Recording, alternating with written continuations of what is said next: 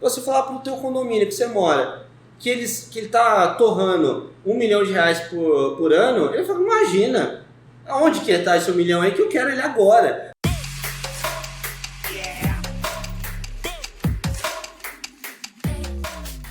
Fala galera, beleza? Chegamos a mais um episódio do podcast de pouco em pouco. Podcast voltado ao empreendedorismo, mas não só pela ótica do glamour depois que tudo deu certo.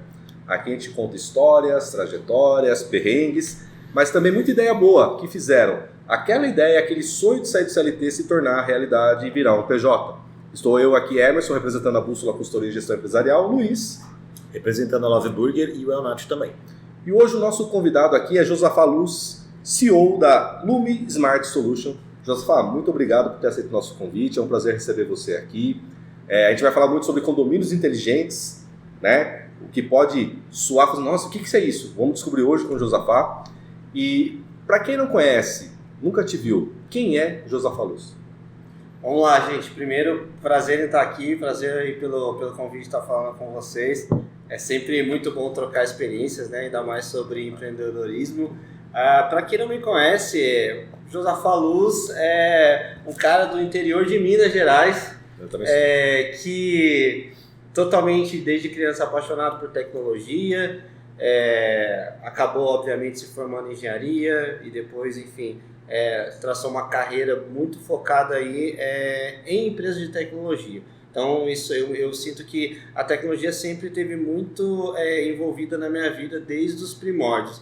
Então é isso que me faz hoje, né, acordar todo dia e falar, pô, hoje eu tenho um novo desafio de tecnologia para resolver.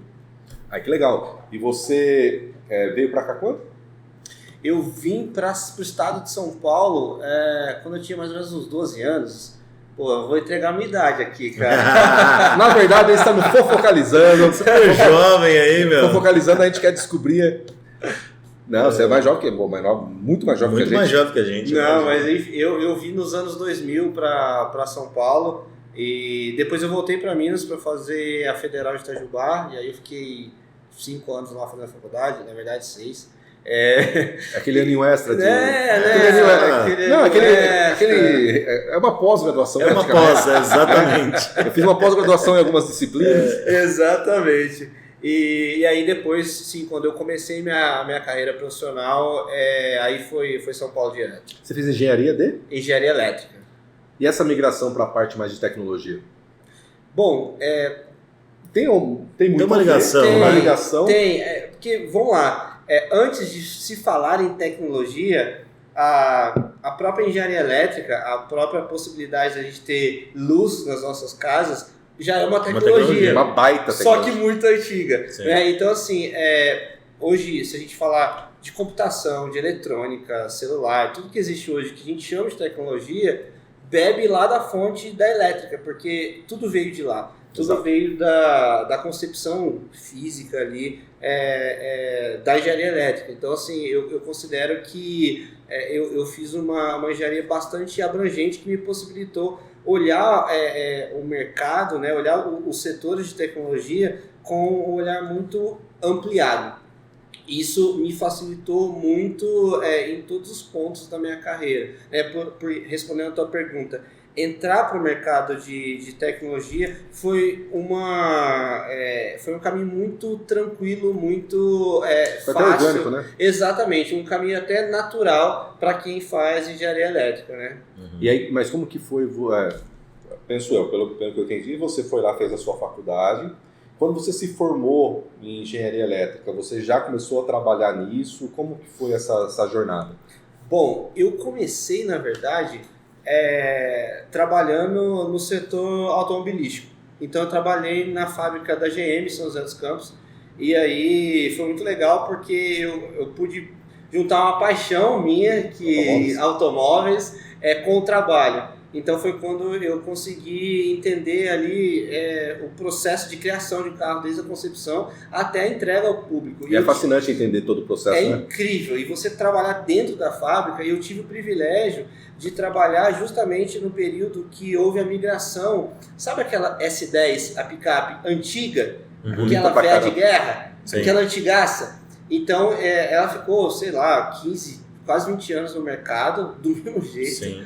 E aí depois eu trabalhei no projeto onde ela ficou essa Mais moderna. mais moderna, que já parece mais a pegada da Hilux, assim, das mais modernas. Então isso pra mim, cara, foi um negócio que abriu meus olhos. Você trabalhou nesse projeto? Eu trabalhei nesse projeto, tive o privilégio de trabalhar nesse projeto e era uma das minhas grandes paixões, só que após essa experiência eu acabei caindo em uma outra paixão minha que era telecomunicações. Eu sempre gostei, sempre fiquei meio que fascinado e curioso de entender como as coisas se conectavam a nível mundial. Macro, né? Então, assim, eu acabei entrando na única empresa do grupo CCR, que era de telecomunicações. Então lá foi realmente uma escola, né? A gente fala que a faculdade é uma preparação, a gente vai aprender mesmo ali na prática, né? Então foi quando eu tive experiência com grandes profissionais do mercado de telecomunicações do Brasil. Isso realmente me abriu os olhos e o pessoal de telecomunicações brinca que existe a famosa maldição da telecom. Quem entra nessa indústria não consegue sair. Quem sai, volta. Então eu meio que sou um desses exemplos. Então, enfim, mas não por não ter opções, mas por realmente gostar muito do que eu faço. Tá, e aí você tá lá na CCR também era São José dos Campos? Não? A CCR de São Paulo. São Paulo. E aí você vem para a região de Jundiaí, né? Exatamente. Como que foi essa história? Eu assumi a gestão comercial de uma empresa regional de telecomunicações, de novo. Não conseguiu fugir. Não consegui fugir. E foi quando eu descobri um mercado que eu nem imaginava que existia, que é o mercado de empreendimentos, mercado imobiliário, principalmente o mercado condominial. Então, mais ou menos ali por volta de 2016, quando eu assumi essa gestão, eu comecei a avaliar um produto que a Vianet já tinha, que estava nascendo, que era o produto de condomínios inteligentes. Era uma nova proposta que a gente trazia para o mercado para realmente revitalizar tecnologicamente os empreendimentos. E isso meio que me fascinou, porque eu pude usar todos os conhecimentos técnicos e tecnológicos para um mercado que era, na época e até hoje, analógico, né? Muito analógico, muito mal atendido, carente de bons prestadores de serviços. Então isso é algo que me deixou muito, eu diria, animado e motivado aí enfim, trazer novas tecnologias para esse mercado. E aí foi quando a empresa estava numa crescente nessa vertical e a gente estruturou essa operação de uma forma bem, eu diria, cuidadosa, né, para o público de alta renda, que foi quando a gente começou no interior de São Paulo. E aí a gente foram basicamente na Vianet, foram 5 anos ali, dezenas de projetos vendidos, centenas de milhões de reais de contratos. Dentro da Vianet, você concentrava a tua competência em condomínios inteligentes ou você pegou também parte dela do residencial? Legal. Na verdade, quando eu entrei, eu era focado muito no mercado B2B.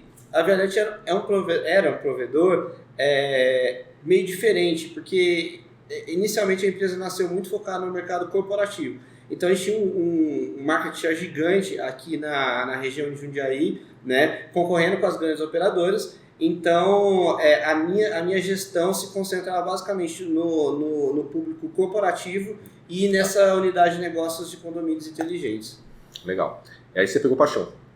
Foi meio que eu brinco que foi paixão à primeira vista, assim. Foi realmente algo que eu pude enxergar e pude, junto com os nossos times, expandir essa oferta de produtos. Tanto é que a gente começou num público muito nichado ali, de classe A, B, né, de condomínios horizontais, e aí no final ali de 2020, a gente já estava formatando o produto para atender outros mercados, outras faixas sociais, outras classes, né? E foi algo bem legal que em 2021 a gente conseguiu fechar um projeto que para mim foi o mais icônico, eu diria, de todos eles enquanto Vianet, porque foi quando a gente conseguiu entregar toda a tecnologia que a gente já estava comercializando para públicos de alta renda para um público de classe E, que foi um projeto em São Bernardo do Campo. Então isso me virou uma chave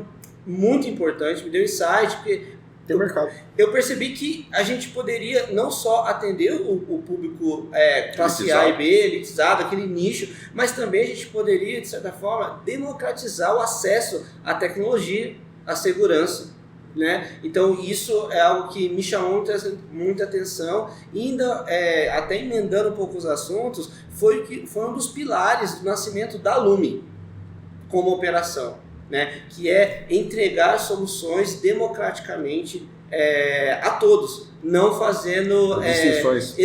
Exatamente, distinções de classes sociais. Então, assim, a gente acredita muito na Lume, inclusive um dos nossos propósitos, que a gente quer entregar tecnologia, entregar segurança para todos os públicos. Se você pudesse resumir, por exemplo, né, que a gente está falando aqui tecnologia e tal, o que é um condomínio inteligente? Se você puder explicar para um cara que está assistindo a gente aqui, que acompanha a gente de empreendedorismo e tal, nunca ouviu falar em condomínio inteligente, como você poderia explicar o que é um condomínio inteligente para uma pessoa leiga?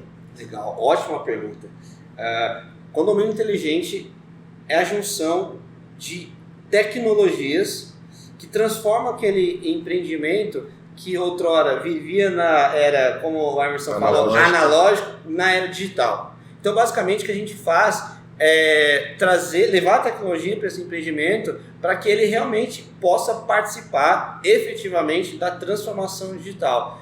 Pô, beleza, eu falei de forma ampla e um pouco até subjetiva. E aí eu vou entrar um pouquinho mais no detalhe. O que a gente entrega de fato para o condomínio ser inteligente? Primeiro, a gente entrega para os empreendimentos uma rede de fibra ótica que é de propriedade do empreendimento. Então, hoje em dia, quando se fala de fibra ótica, o pessoal pensa, é a internet, é a operadora, né? E no caso da Lume, a gente desenvolveu essa solução que a gente entrega essa rede de fibra ótica, que ela é multisserviço, para que nessa rede o condomínio possa conectar vários serviços. Quais são esses serviços? Por exemplo, o serviço de segurança.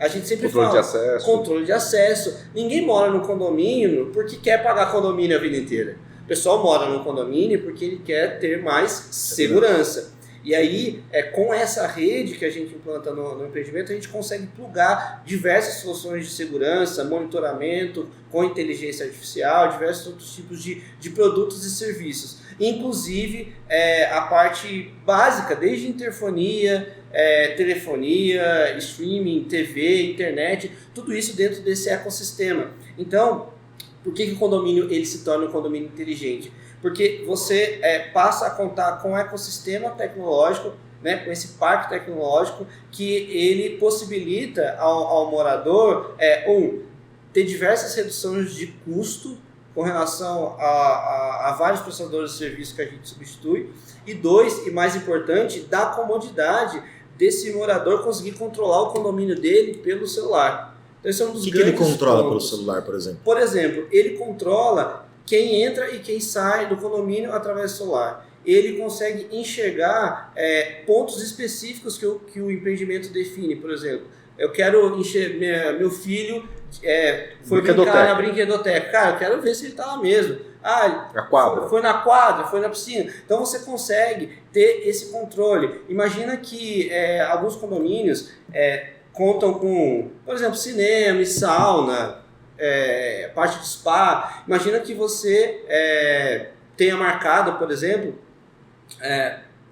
que você vai usar a sauna do teu empreendimento, sei lá, terça-feira, 7 da noite. Pô, pelo aplicativo, né, com as nossas soluções, pelo aplicativo você consegue, reservar esse espaço, 2, não precisar ir na portaria para pegar qualquer tipo de chave ou esperar nada, né?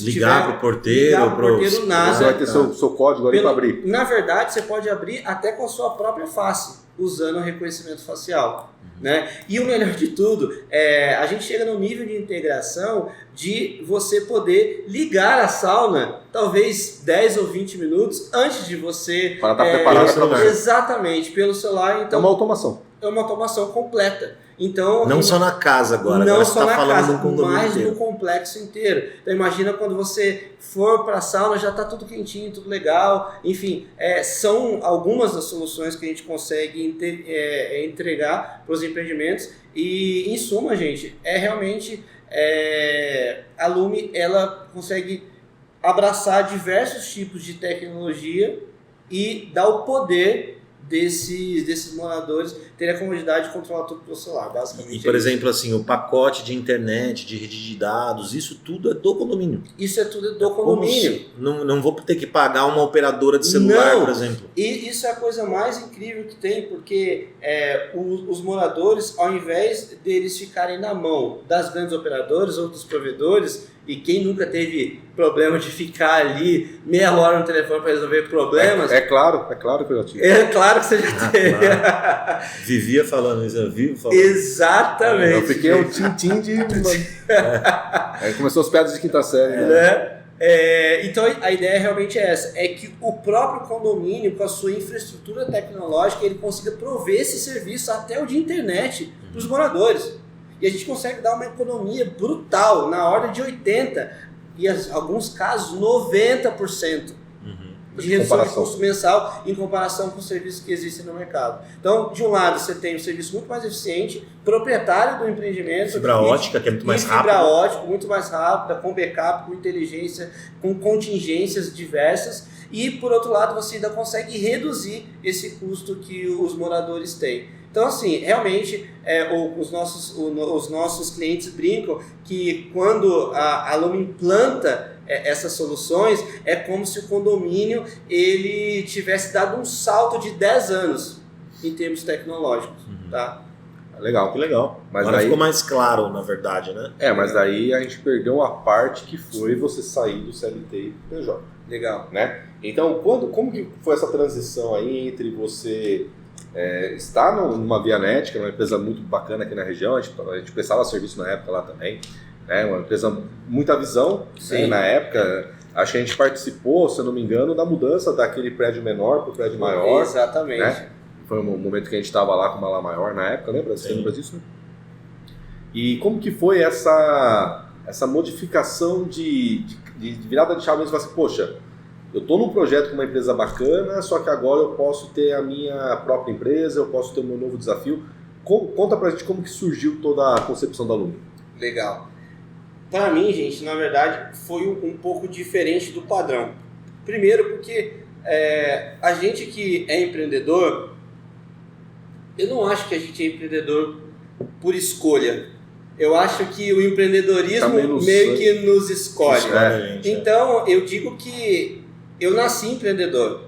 Então, obviamente, ali, desde quando eu tinha 13 anos, eu acho 14, de eu começar a ganhar uma própria grana, dando aula de violão e de piano. Então, até realmente, dentro das empresas onde eu trabalhei, criar produtos e serviços, né, dentro do próprio universo corporativo, que a gente chama de intraempreendedorismo. Né? Então, eu sempre fui muito inquieto, então eu nunca me contentei com o básico. Então, eu sempre realmente foquei muito em...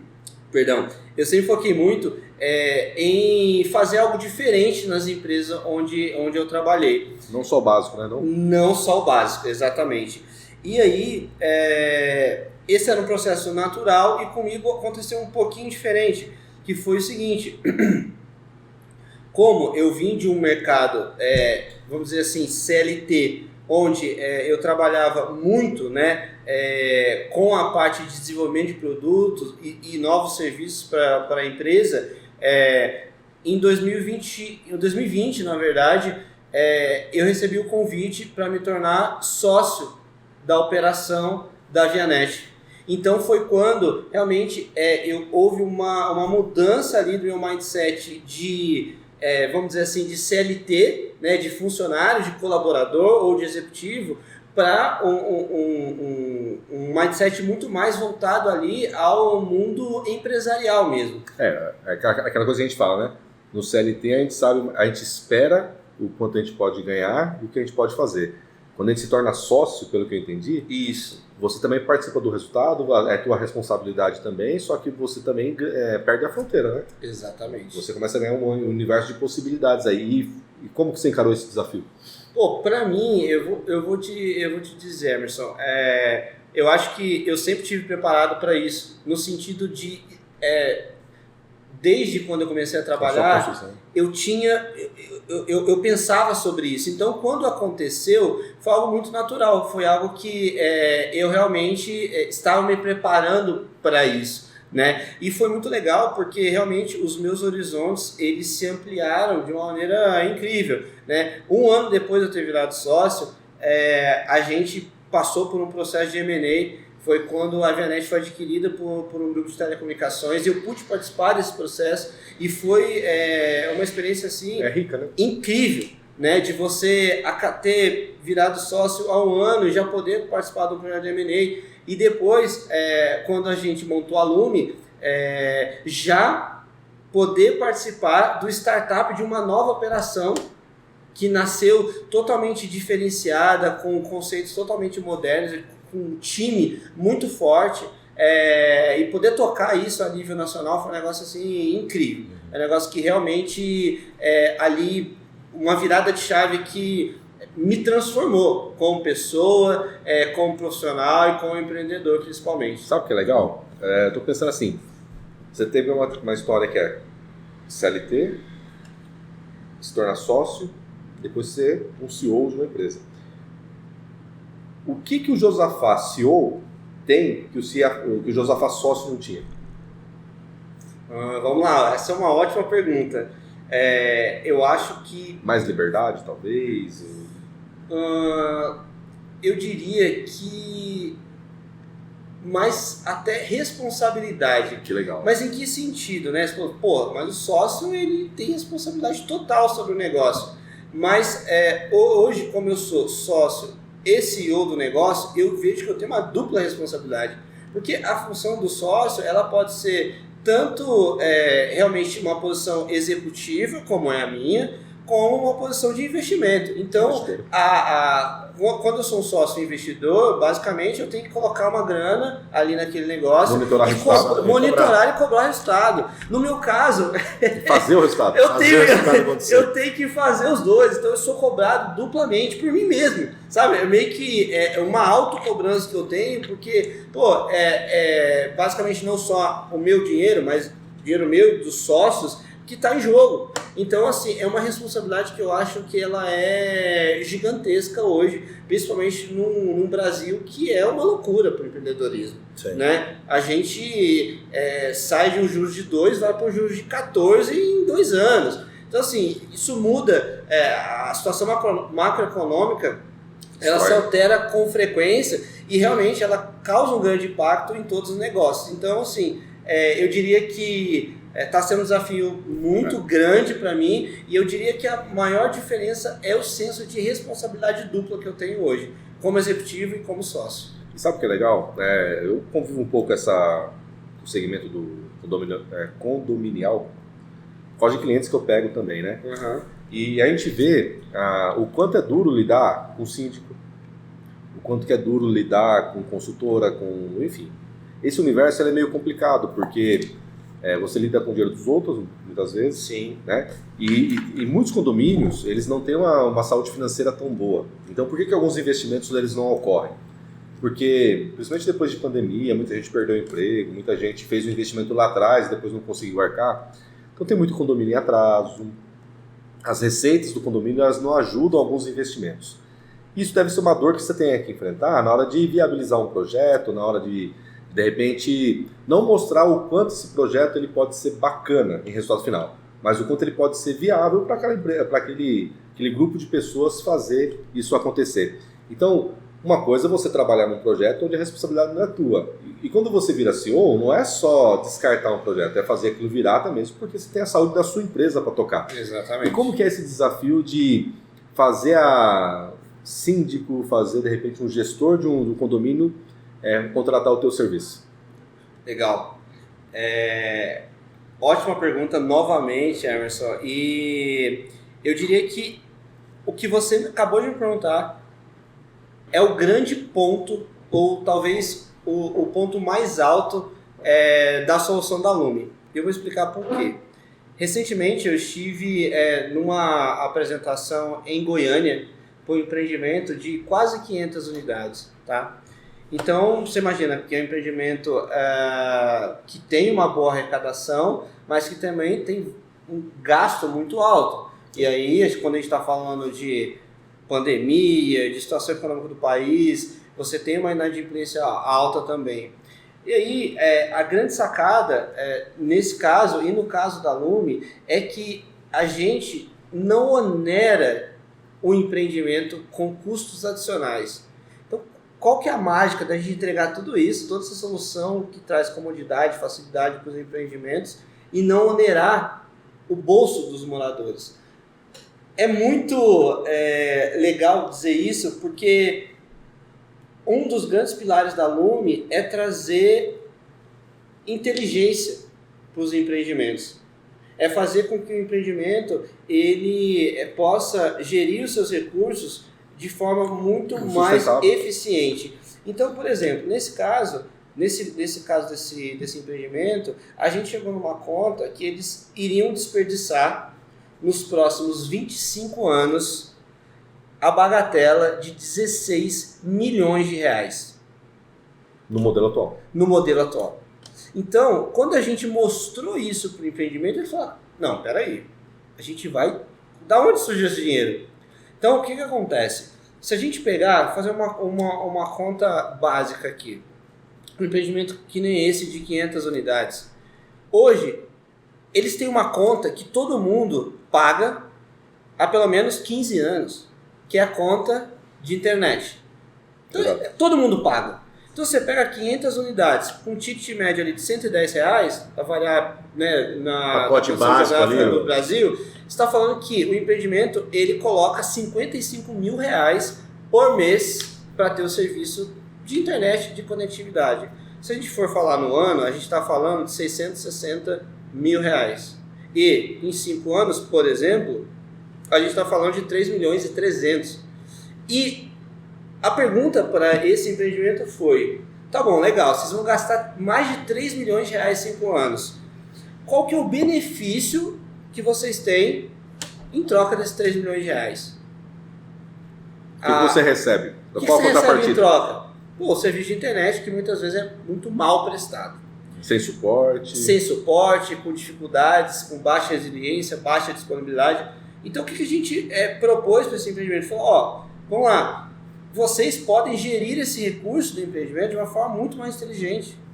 Vocês podem fazer com que esses 3 milhões de reais, ou menos que esses 3 milhões de reais, sejam de fato investidos na valorização do imóvel. Com esse mesmo valor você vai receber muito mais, Exatamente. ou até mesmo pagar muito menos para receber muito mais. Exatamente, esse foi o grande ponto. E a gente tem um estudo interno que nos empreendimentos que a gente implanta soluções de condomínio inteligente, a gente tem uma valorização média de pelo menos aí entre 15% e 20%. E aí brilha o olho do Pô, e aí a gente mostrou para eles eu falo, porque se eu sei que o meu imóvel... Você vai fazer um investimento que lá na frente... Hoje eu venderia por 800 mil. Depois disso, de certo tempo, eu vou vender por 1 milhão e 200? Exatamente. Vamos pegar essa mesma conta. Vamos imaginar um empreendimento, um apartamento de 800 mil com 15% de valorização. A gente está falando de 120 mil reais de valorização em apenas 5 anos. Então, pensa o seguinte... Só por isso. Só Se contar que o entorno pode melhorar, que de repente o próprio bairro pode... Exatamente. Só uma mudança pode Exatamente. E aí, vamos evoluir aqui. A gente falou em 120 mil reais, falando em 500 unidades, a gente está trazendo, olha que número incrível, Boa, foi até bom você citar isso, Emerson. A gente está trazendo para o empreendimento uma valorização total, né, em números gerais, de 60 milhões de reais. Cara, então, e aí não existe nenhum tipo de mágica. A gente está simplesmente trocando uma despesa que o condomínio já tem por um investimento. Então essa é a grande sacada da Lume. Trocar uma despesa que todo empreendimento no país tem, né, com conectividade, com serviços de comunicação, para um investimento em um empreendimento realmente inteligente. E quais são as principais objeções que você encontra na hora de apresentar o projeto e de repente lidar ou com sindicâncias, ou com um grupo de condôminos, ou com os empresários ou empreendedores? O que você mais escuta? Bom, primeiro, é muito bom para ser verdade. É a primeira, a minha objeção. Não, tem alguma coisa errada. Tem alguma coisa errada. Tem alguma coisa errada. Não pode ser. Porque as pessoas não estão cientes, elas não sabiam que nunca fizeram essa conta. Você falar para o teu condomínio que você mora, que ele está torrando R$1 milhão por ano, ele fala, imagina, aonde que está esse 1 milhão aí que eu quero ele agora, para investir no empreendimento, né? Então, assim, a gente tem objeções, brincadeiras à parte, que é muito bom para ser verdade, e outras delas são, por exemplo, como vocês fazem isso, ou que garantia eu tenho em cima de todo esse serviço que é prestado, né? Então, a gente mostra para esses empreendimentos que a Lume é uma empresa focada 100% em um atendimento premium. Então, a gente começa dizendo o seguinte, os equipamentos que um operador de telecomunicações coloca para atender um bairro de 5 mil unidades, a gente coloca dentro de um condomínio para atender 300 500 unidades. 300. Então, assim, é a robustez de um serviço corporativo dentro do empreendimento, né? Isso sem contar a parte de atendimento premium que a gente tem, fazendo chamados proativos, por exemplo, trazendo um atendimento com tempo médio, se for em celular, de 40 segundos. Então não tem aquele negócio de você ficar girando na URA. Cara, você vai ser atendido por um humano em 41 segundos. Então isso faz muita diferença na hora. Por isso que o cara não acredita, né? O cara por isso que realmente fala, é muita coisa pra ser verdade, né? Mas daí, Josafá, assim, a mágica, a carta na manga a gente não apresenta e a mágica a gente não conta. A gente entende isso. Mas é fato que a gente tem uma solução muito boa, é um desafio gigante, só que daí você também tem um desafio como empreendedor, que é de ampliar isso para a tua equipe. Sim. Então fazer gestão de equipe, você tem sócios. Então tem coisas que o empreendedorismo traz que elas, né, são difíceis. Sim. E como que é a sua tratativa aí com a tua equipe, com o pessoal de atendimento? Se você garante ali em 41 segundos o atendimento, como que você pode prestar um bom suporte? Esse desafio empreendedor de liderar a gente, como que você conduz? Bom, acho que todo mundo aqui é empreendedor, vocês sabem, isso é o maior desafio, né? Gestão de pessoas, gestão de talentos é o maior desafio de qualquer empreendedor, e na Lume esse desafio ele é escalado, porque como a gente já nasceu com uma operação nacional, então a gente já nasceu com uma operação em 8 estados do país, hoje a gente já está em 12 e até o ano que vem a gente deve chegar a 22 estados. Então, a gente está dizendo o seguinte, que a gente está atendendo uma empresa de aproximadamente 18 meses, a gente está atendendo basicamente um continente. Então, imagina como é fazer gestão de pessoas, não só de forma local, mas de forma nacional, né, em vários estados. Com as suas características e peculiaridades. Exatamente. Né? Então, é um fator que ele dificulta muito. Bom, beleza, Josafá, mas como você resolve esse problema? Né? Você só expandiu o problema. Sim.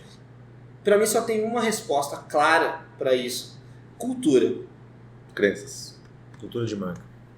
Eu imagino o seguinte, e eu ouvi uma frase, que eu realmente não lembro o autor, mas diz que só a cultura sobrevive no longo prazo.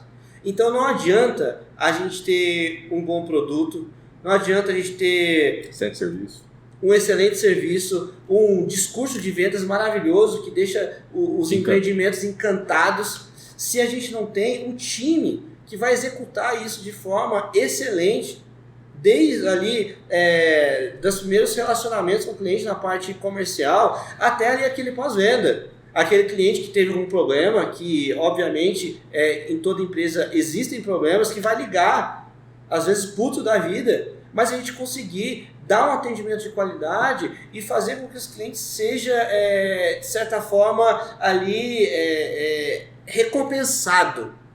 Tá? Recompensado por quê? Recompensado por nos avisar, de repente, de algum problema que a gente tem. A gente é muito aberto a isso, sabe? Então, a gente investe, assim, muito em cultura, muito em DHO. A gente acredita que ter essa estrutura coesa, seja aqui no estado de São Paulo, seja em Goiás, na Bahia ou qualquer outro estado que a gente esteja, é o pilar para fazer com que essa máquina inteira funcione. E como vocês promovem isso? Encontros, meetings? Vocês fazem online? Como vocês propagam essa cultura que nasceu aqui? A Lume nasce aqui. Exatamente. Em Jundiaí. A matriz dela hoje é Jundiaí. São Dewan? Estamos no Dewan. É meu vizinho. Meu vizinho? A gente está lá e... Cara, é um processo complexo, mas que desde muito tempo a gente se preocupou muito em comunicar e ser transparente. Então, por exemplo, a gente tem uma reunião semanal onde todos, sem exceção, toda a equipe da Lume Nacional é convidada a participar, técnico de campo, até todos os gerentes e diretores e até investidores participam dessa reunião.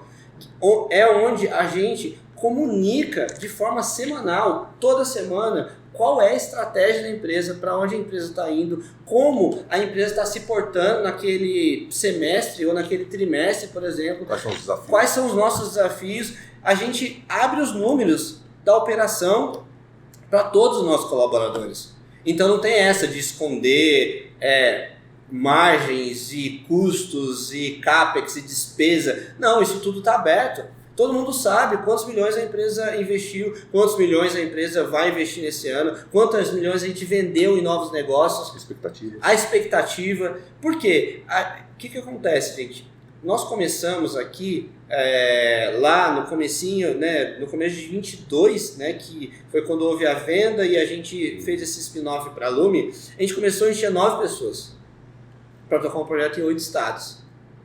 Tá? Então, de lá para cá, a gente cresceu o quadro de colaboradores diretos em, sei lá, 700%. Hoje deve ter entre 60 e 70 pessoas.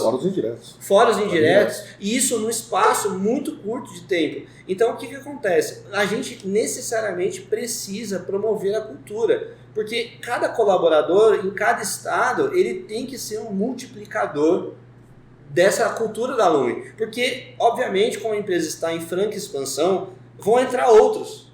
E depois vão entrar outros. Então, eu não posso, como CEO e humano, né, estar em todos os lugares ao mesmo tempo. Sim. Então, a gente precisa necessariamente que cada um desses colaboradores, em cada um dos estados, em cada uma das cidades, seja um vetor de propagação da cultura da empresa. E eu acho que essa é realmente a forma do sucesso. É por aí que a gente tem que ir, senão a gente não escala uma operação desse tamanho, né, em território nacional. E aí, como que você lida com essa questão do ser humano, né? Porque assim, nós somos frágeis, né? Então a gente, como ser humano, a gente está até comentando em outro episódio que muitas vezes o próprio empresário ele desconfia do negócio. Uhum. Né? O próprio empresário, às vezes, ele tem dúvida da operação, ele tem dúvida do resultado, e isso, é lógico que é uma cadeia. Sim. Vai passando. E aí você pode perceber que, de repente, determinada unidade, determinada região tem um pouco mais de dificuldade. Até mesmo o público que é o nosso público, além de pessoas que querem se tornar empreendedoras, que já é empreendedor, né? Sim. Pode ter dúvida também. Quando você tem um ponto focal de problema, qual que é a estratégia de vocês para resolver? Quando não é uma coisa de cultura, mas é uma coisa mais pontual. Legal. Vai em loco, o que vocês fazem? Bom, primeiro é tratar esse problema com a maior brevidade possível. Exato. Então não pode dar tempo para aquele incêndio criar força, ele se alastrar. A gente tem que tratar rápido. Então, todas as nossas equipes, elas já são orientadas a tomar ações rápidas quando existe um problema. Com uma certa autonomia. Exatamente, você falou a palavra que eu ia puxar, autonomia. Se a pessoa não tem autonomia, ela vai perguntar, que é o que acontece numa corporativa. Já lastrou. Ela vai perguntar para o supervisor, o supervisor vai perguntar para o gerente dele, o gerente vai perguntar para o diretor, daqui a pouco meu telefone está tocando para tomar uma decisão que o próprio cara da ponta já poderia ter tomado essa decisão. E ele deveria ter ciência de que ele pode tomar essa decisão. Exatamente. Então, autonomia é algo que a gente tem trabalhado muito na empresa para que, desde o técnico da ponta que está na casa do cliente, dia a dia, ele possa, ali por conta, dentro de certos limites ali, tomar certas decisões, sim. Por que não? Por que ter que ligar para o supervisor, para o gerente, toda essa escala que eu falei? Então, a ideia é que realmente a gente possa empoderar essa equipe nossa para que eles mesmos possam atuar rápido. Senão a gente nunca vai conseguir essa agilidade que a gente precisa ter para atuar nos problemas. Cara, você falou um negócio legal agora, que veio aqui uma referência, que é um livro chamado A Hora da Verdade. Não sei se você já leu esse livro. Não. Ele fala exatamente isso, né? E era um CEO, na verdade era uma companhia aérea americana, isso em 1980, né? Que nasceu desse CEO dessa empresa aeronáutica, né? Que estava para falir. E ele entra, né? Passaram vários CEOs e a empresa decaindo, porque existia uma cadeia de hierarquia que o funcionário que estava na ponta, ou seja, a hora da verdade, ele chama o livro, porque o cara que tá, o CEO tá lá em cima, ele não tá na hora da verdade. É o cara que tá no balcão atendendo ali. Pois não, senhor. E o cara quer comprar uma passagem, é ali que ele encontra o problema. E aí, a hora que entra esse CEO e dá essa autonomia, chama todo mundo, porque existia uma certa hierarquia, então o CEO era o cara, era o chairman, né? Que é o cara intocável, intocável, e aí os funcionários olhavam lá pra cima, e aí chega esse cara, e já tinham passado vários CEOs, aí chega esse cara, né? Que não é ele que escreve o livro, é uma pessoa que faz a história, a biografia dele, mas ele chama todo mundo dentro de um hangar do avião, ele sobe lá no coisa e fala, precisamos de vocês, é assim, assim, assim. E aí as pessoas começam a perceber que realmente ele começou a dar autonomia para as pessoas. E aí a empresa, tipo, teve 2000% de acréscimo, e os funcionários realmente, com essa parte de cultura de marca, isso a gente está falando em 1980, hein? Muito legal. Nos Estados Unidos. Então isso no Brasil está chegando agora, cara. É muito antigo esse negócio de cultura, de marca, já vem de longe, né? Mas esse livro é legal, mas eu recomendo. Aí, Luiz, a gente toca em duas feridas, duas cicatrizes que o empreendedor tem: autonomia e alinhamento. Por quê? Autonomia. O nosso empreendedor, ele é ainda muito centralizador. Sim. Ele gosta ali dos passarinhos embaixo da asa dele, ele gosta dele cuidar, ele tem aquela percepção de que ninguém faz melhor que ele. Uhum. Ele quer saber de tudo, ele quer fazer tudo. Então essa centralização já não consegue fazer essa autonomia. Não, ele não dá. Porque você está sempre pensando, tem que me consultar. Tem que passar por mim. Tem que me consultar, tem que me consultar. Exatamente. Você nunca vai desenvolver ninguém para resolver se você continuar sendo o ponto de resolução. Sim. Então é uma dor. Segundo, o alinhamento. Muita coisa passa na cabeça que eu não falo. Sim.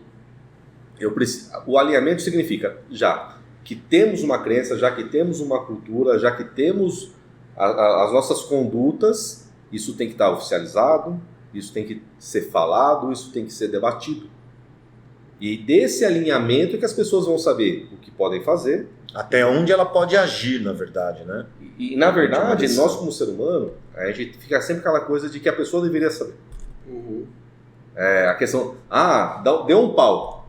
Mas o cara agiu. Puta falta de bom senso. Será que o cara não conseguiu pensar que era... Uma coisa que eu já falei em outros episódios, vou repetir hoje. Bom senso é uma questão de senso bom. Então o que é o bom senso? O outro lado tem um cognitivo bacana para conseguir pensar igual você para tomar a mesma atitude. Bom senso não existe, gente. Porque é individual. Sim. O que existe é alinhamento. Você fala assim, olha, o que é interessante para a gente? O que é bom senso para a gente? Em situações assim, determinada resolução assado. Legal. Né? Então são duas dores, né? Autonomia com alinhamento. Mas quando você consegue envolver uma equipe que está alinhada, comunicada, todo mundo na mesma página, E com vai para a mesma direção, né? E com a autonomia de que em situações A, B, C, D, você não precisa consultar ninguém, você tem autonomia, aí flui.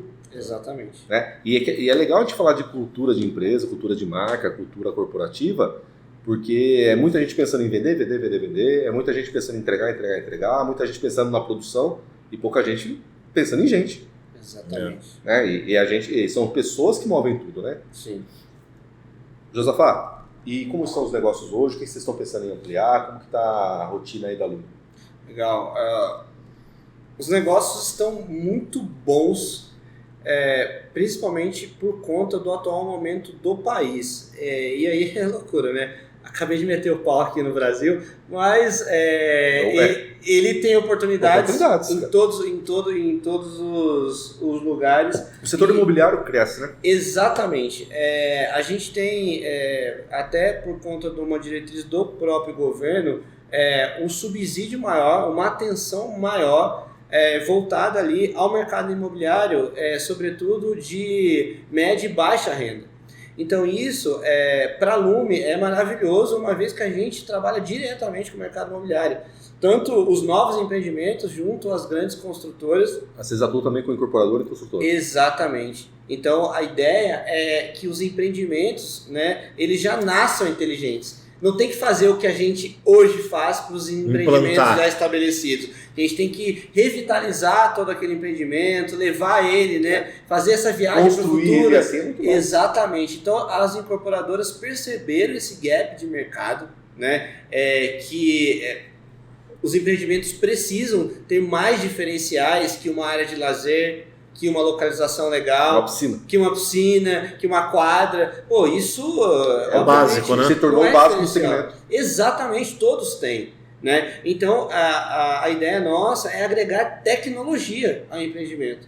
Imagina o proprietário se mudar e já contar com uma rede poderosa de segurança. Não aquela meia dúzia de câmera que às vezes a incorporadora coloca que não funciona no médio prazo, mas um sistema robusto. A gente implanta uma muralha virtual ao redor do empreendimento para ter certeza que nada passa por ali.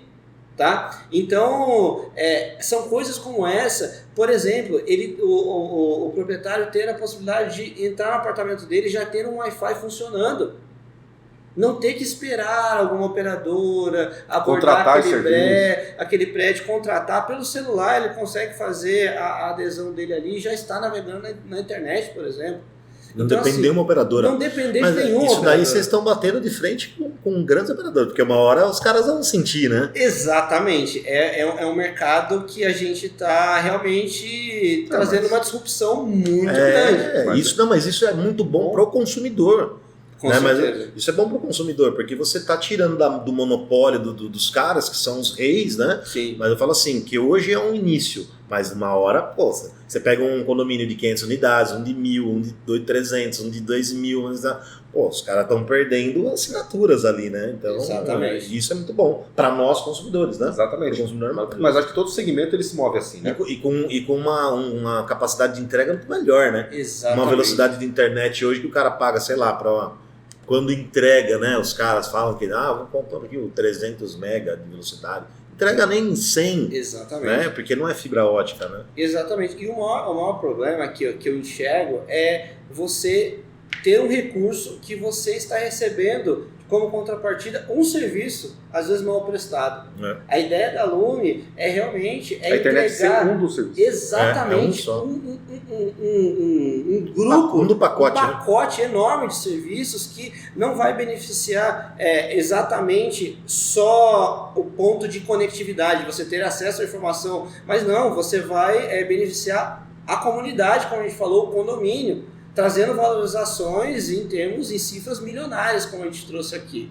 Né? Então, no final do dia, realmente você trazer, né, trocar uma despesa por um investimento e esse investimento ter um retorno ali, pelo menos ali em 5 anos para o empreendimento. Então, falando dos negócios hoje, essa crescente imobiliária é muito favorável para a Lume. Então, como eu disse anteriormente, a gente pretende, no exercício 23, 24, chegar a 22 estados e atender mais de 90% do PIB brasileiro em território nacional. E como a gente não para nunca, a gente já está fazendo um piloto na Colômbia, ali na região de Bogotá, tá? Porque é um mercado que, para os serviços da Lume, é um mercado que ainda está um pouco atrás do próprio Brasil, em termos de soluções... É mais disruptivo ainda. Exatamente, em termos de soluções de segurança, tecnologia para empreendimentos imobiliários, então eles estão talvez alguns anos atrás do Brasil. Então é onde a gente está fazendo o nosso primeiro piloto e rodando esse piloto legal na Colômbia. Obviamente o caminho natural é a gente expandir esse produto para a América Latina, né? Basicamente ali, que são perfis um pouco ali, dependendo do país, alguns mais, outros menos, parecidos com o do Brasil, uns mais atrasados em alguns fatores, outros mais adiantados. Mas que acaba sendo parecido com algumas regiões do Brasil. Exatamente. Porque o Brasil, como um país continental, né? Ele acaba tendo um pouquinho de tudo, né? Exatamente. Então, assim, gente, a gente realmente é muito inquieto. Então, a gente já está olhando para a América Latina. A gente já tem algumas conversas, acreditem se quiser, com África. Legal. Então a gente está falando ali de Moçambique, de Angola. Portuguesa. Exatamente, já existem alguns desses países que a gente já teve uma certa interação para também levar soluções da Lume. Então, gente, realmente um universo de possibilidades que a gente está trazendo. Assim como a tecnologia sem fronteira. Exatamente, sem fronteira nenhuma. E eu tenho um prazer muito grande de estar tocando esse projeto, porque vejam que essa expansão internacional é a forma de nós, como Brasil, estarmos mostrando um pouco da nossa tecnologia, do que a gente desenvolveu que a gente aqui como também. Serviço, como produto, que são produtos e nichos de mercado que a Lume atua, que basicamente vários países do planeta têm um gap maior que o Brasil. Sim. Então, assim, é algo que... É ser visto não só como jogador de futebol, índio, mato, saber que os caras aqui são bons no... Mas é o complexo de vira-lata, né? O brasileiro O brasileiro tem o complexo de vira-lata, como se a gente estivesse sempre atrás, como a gente sempre fosse o pior, mas a gente mostra aqui que não, talvez se a gente não é a potência em tecnologia mundial, mas também não é também vira-lata, né? Pelo amor de Deus, né? Exatamente. A gente também é referência para muitas regiões, né? Sim. Josafá, não parece, mas já faz 51 minutos que a gente conversa. Legal. Né? E aí, sempre na parte final do nosso episódio, a gente pede pro entrevistado aqui, pro empreendedor, ele dá um toque, fala assim, viu? Para essa galera que está querendo empreender, para essas pessoas que estão começando a pensar em sair do CLT e pro PJ, que tem uma boa ideia ou que tem muita experiência numa área e que de repente ela quer tocar isso sozinho, responde pra gente aí e dá aquela dica. Por que empreender é bom? Empreender é bom porque empreender transforma a sociedade. Eu acho que não existe nenhuma nação próspera sem empreendedorismo. Não existe. É um empreendedor que toma riscos, né? E faz realmente a economia girar, né?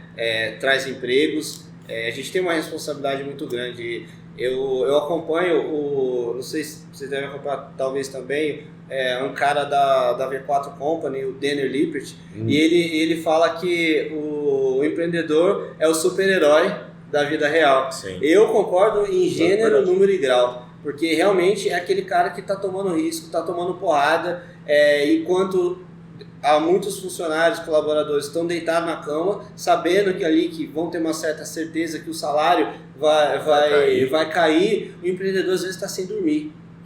Não sabendo como pagar a conta. E às vezes sem receber nada. E às vezes sem receber nada, exatamente. Com a própria família ali em dificuldade. Então, eu acredito que o empreendedorismo é o que muda a sociedade, é um vetor de transformação. E a gente, como empreendedor, a gente também tem que olhar muito para o lado social. A gente tem que entender qual que é a nossa responsabilidade como empreendedores. O que eu, como empreendedor, o que a minha empresa, a Lume, pode agregar para a sociedade. O que a gente pode ajudar em educação.